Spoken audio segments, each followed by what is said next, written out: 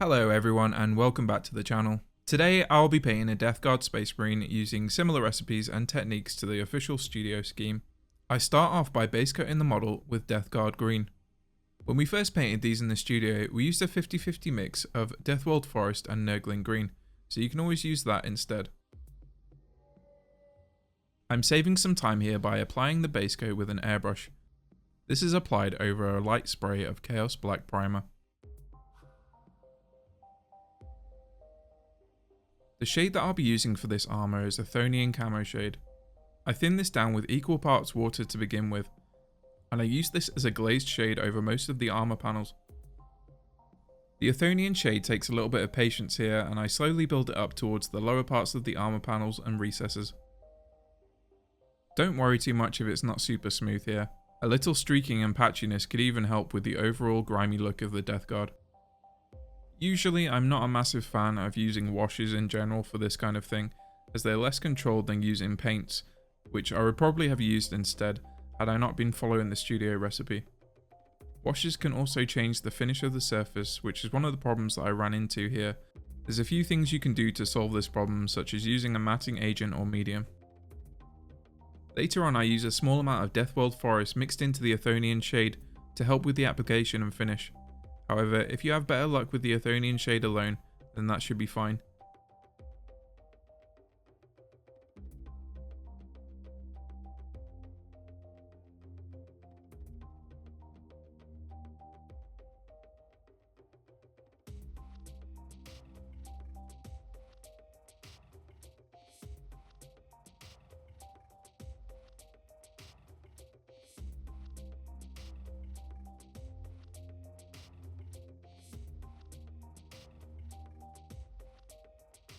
I continue applying this wash to all the other parts of the armour, including the backpack and arms.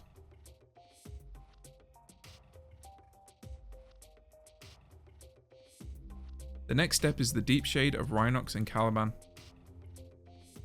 I personally like to go around and block out all the surrounding elements first, as it makes everything tidier, and it also means that we can leave a nice line shade between these parts of the armour later on.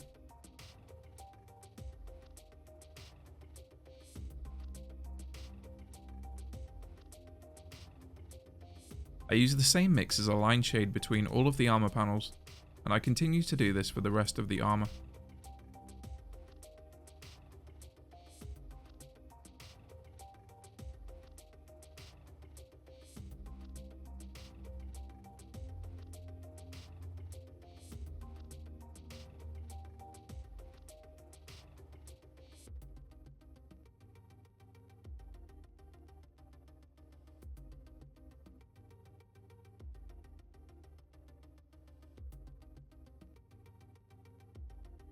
Once that's done, I use the base mix of Death Guard green again to start to add some texture and scratches to the lower shaded areas of the armour panels.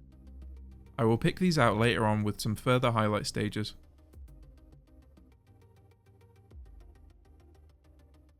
I use the Death Guard green to start to establish where the highlights will be and glaze up towards the top of the panels.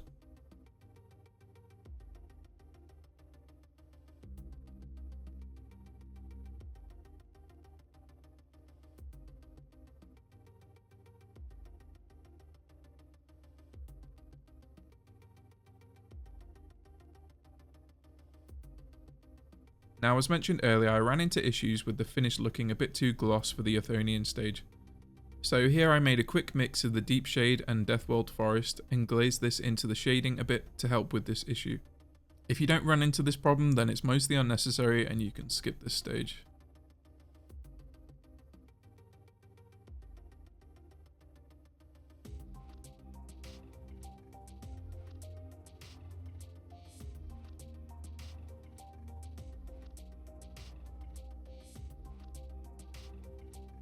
I continue to glaze the base mix of the Death Guard green back into the top of the panels. If this was for an army project, you could probably cut back on some of the glazing here, or skip it entirely.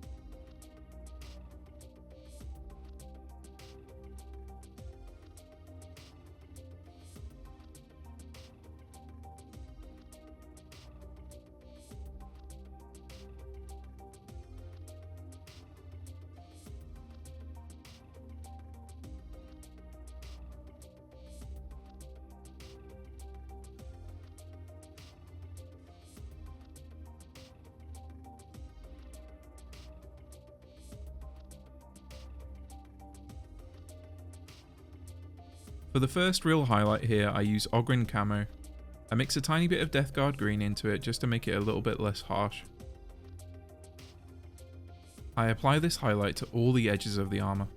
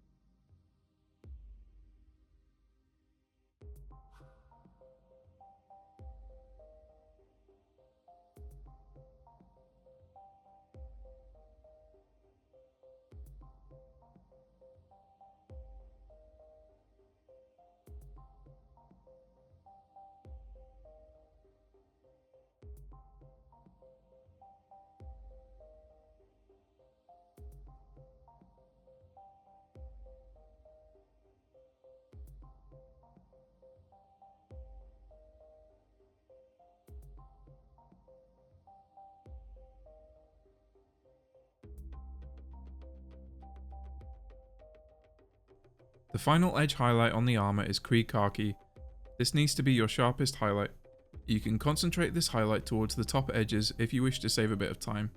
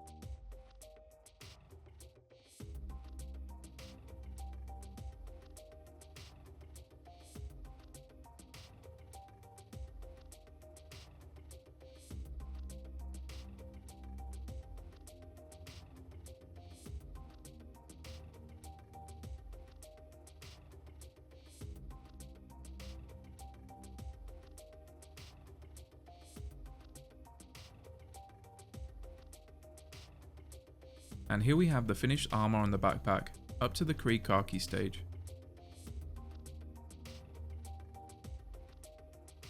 I continue to highlight the rest of the armour with Krieg Khaki.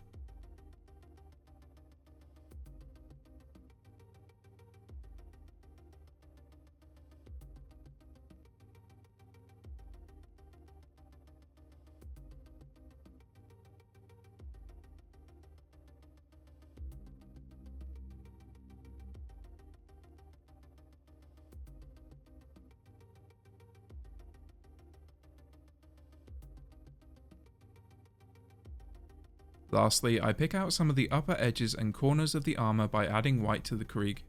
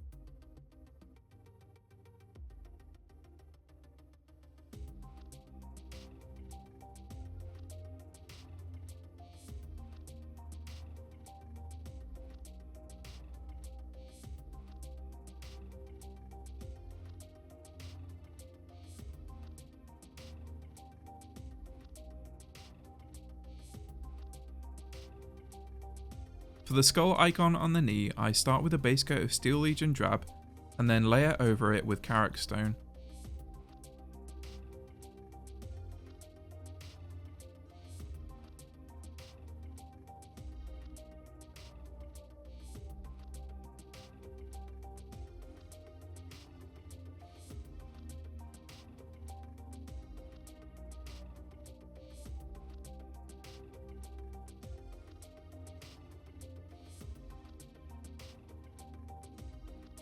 I glaze this up to Ushabti bone and then add some AK 3rd Gen white into the Ushabti to highlight.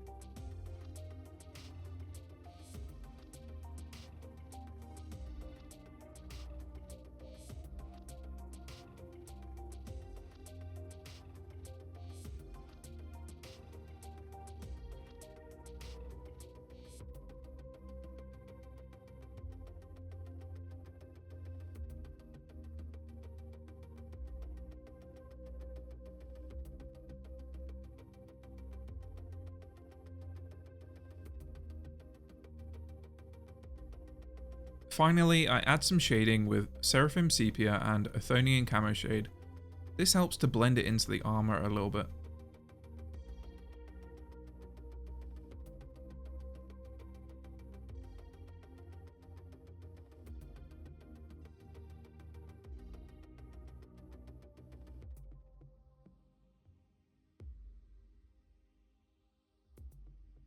This sculpt has a skull textured shoulder pad, which is not uncommon for Death Guard.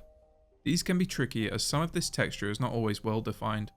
I base coated it first with Ushabti bone, followed by a wash of Reichland and Seraphim Sepia.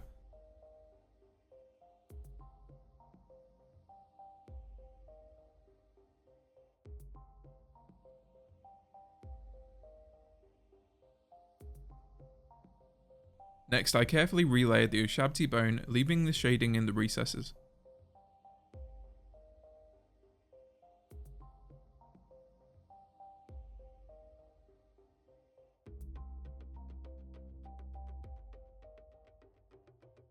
Then I add white into the Ushabti to highlight the shapes of the skulls.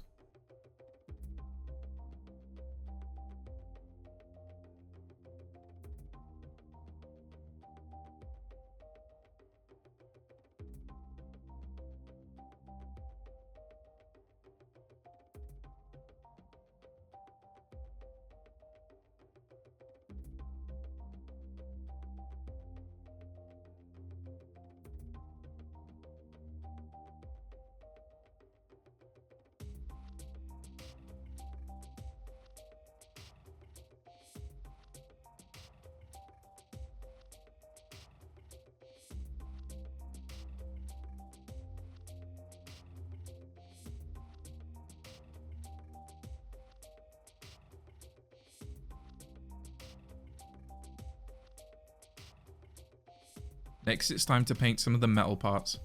I used a mix of a small amount of black and bolt gun metal. This paint is sadly out of production, however a good alternative to this would be Vallejo dark aluminium. Failing that, lead belcher is another gunmetal colour that would work.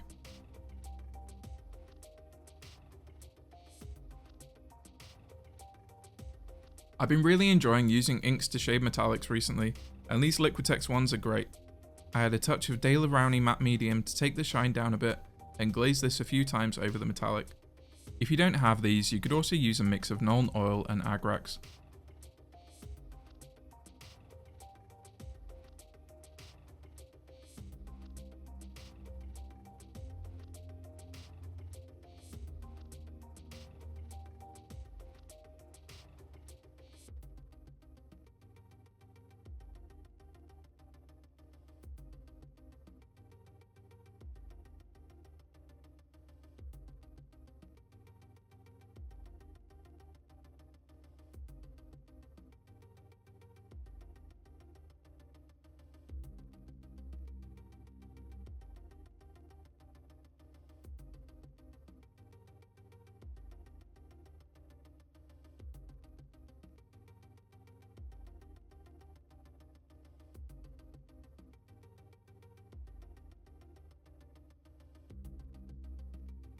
Next, I add some rust using Mornfang Brown and then later Scrag Brown. I add this very thin at first, randomly around rivets and recesses, before reapplying it more concentrated. I really enjoy painting these rust and weathering effects. It's one of the things that makes Death Guard and Nurgle a very fun faction to paint.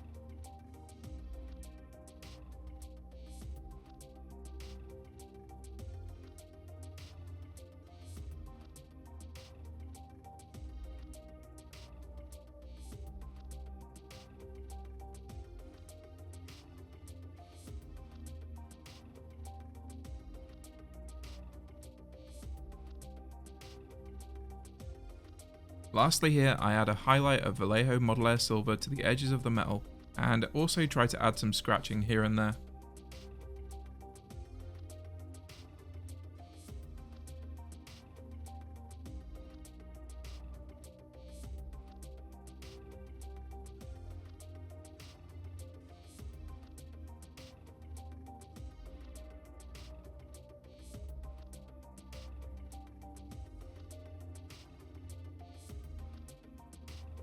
Now it's time to paint the gold or copper elements. For this, I'm going to use some Pro-Acryl Metallics, which is a slight deviation from the studio recipe. I base coat everything using a mix of Doomball Brown and Pro-Acryl Copper. You can substitute this with Citadel Hashut Copper instead for a rough equivalent. If you want the original studio recipe, I will include that in the information below. I believe these Pro-Acryl Metallics to be much better than Citadel. They're much smoother and have better coverage, which makes them a lot of fun to work with. However, I think some of the Scale 75 Metallics could also work out nice.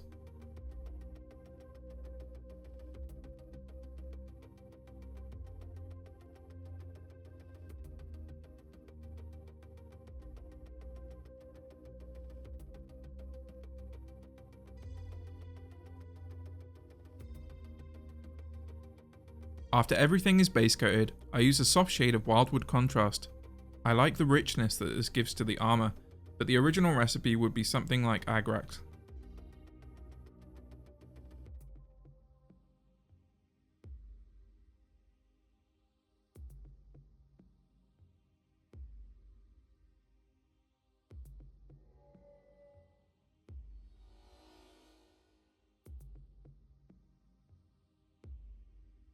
When that's done, I make a mix of corn red and black. We're looking for a nice dark burgundy. This can actually be glazed onto larger areas and used more concentrated around rivets and panel lines.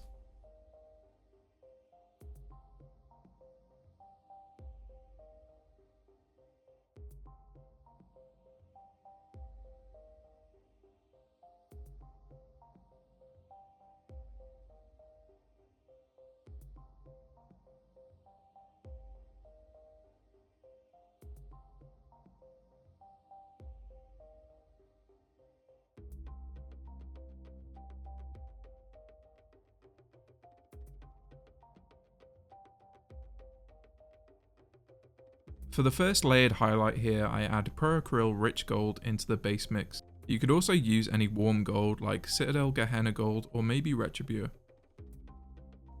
I applied this mostly towards the top edges of the trim, leaving the rich copper underneath.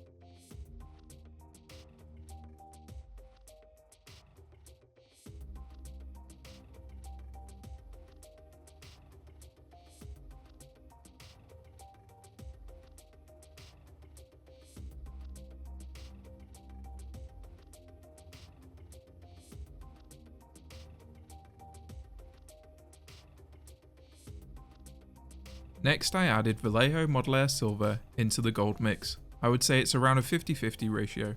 I use this mix to further highlight the uppermost parts of the trim.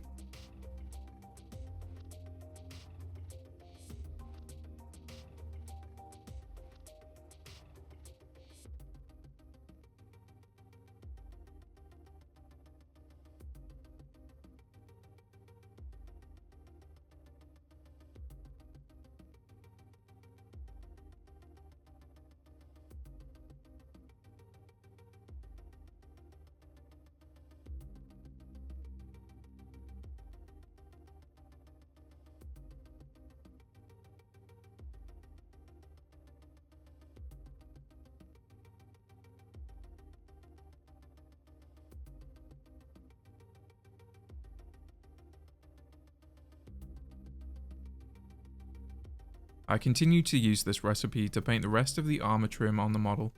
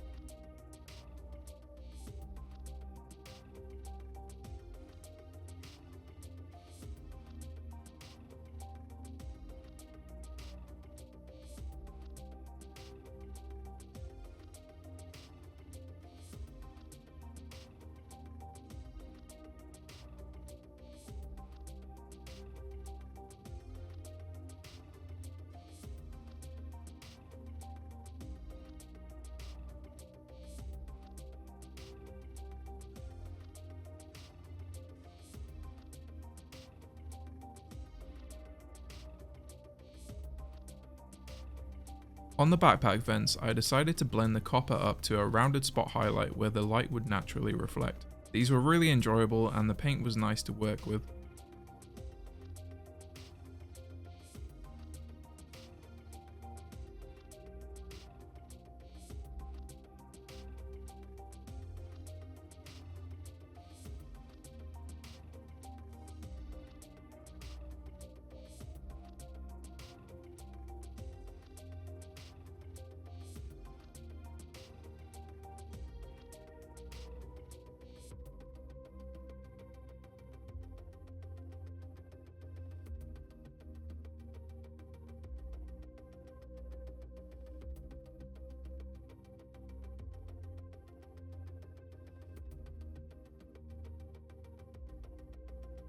One of the last things I like to do on the copper is to add some verdigris.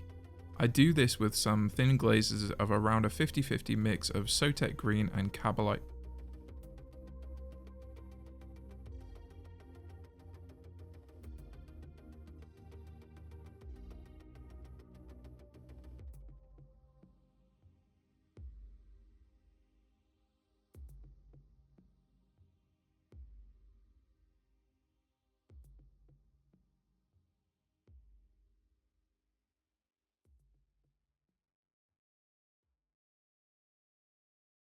Here I'm adding increasing amounts of white to the green mix and placing it within the previous layers.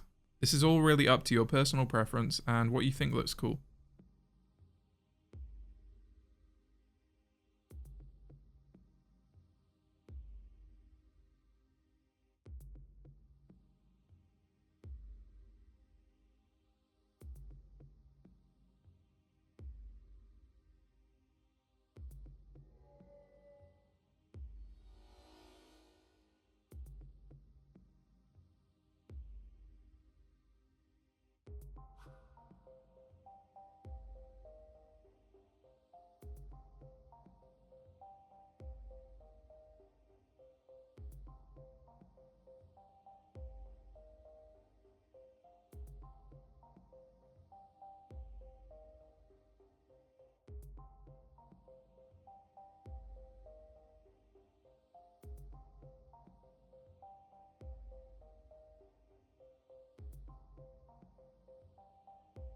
Finally, all that's left to do now is the black weapon casing. Over the black base coat, I apply a chunky edge highlight of Dark Reaper. I'm adding a tiny bit of black into this here just to make it a bit softer.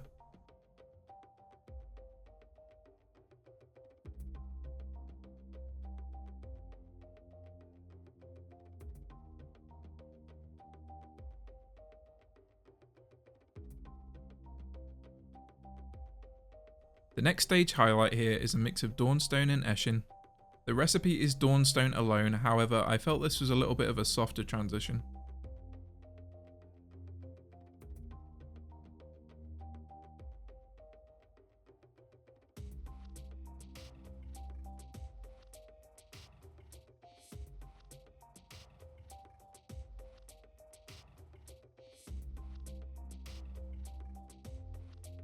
At the same time here, I'm picking out some chipping using the same highlight colour.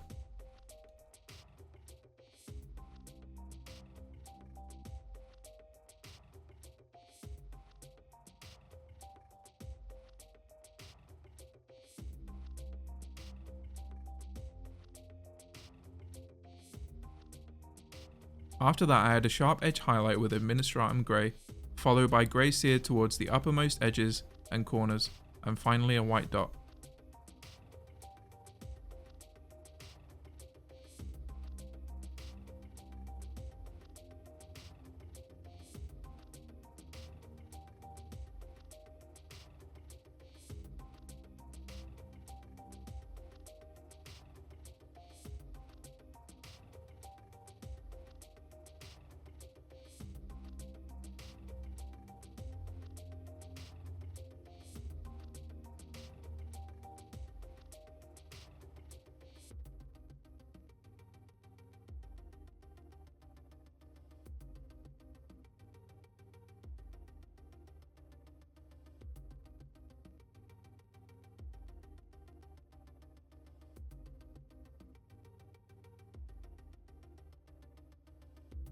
The rivets here are then picked out in silver, and I add a bit of rust to complete the look.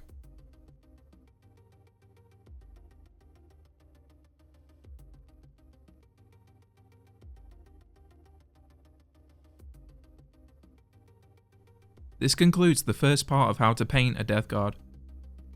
In the next part we will look at the fleshy elements including the face and nurglings, and then also the cloth and basing.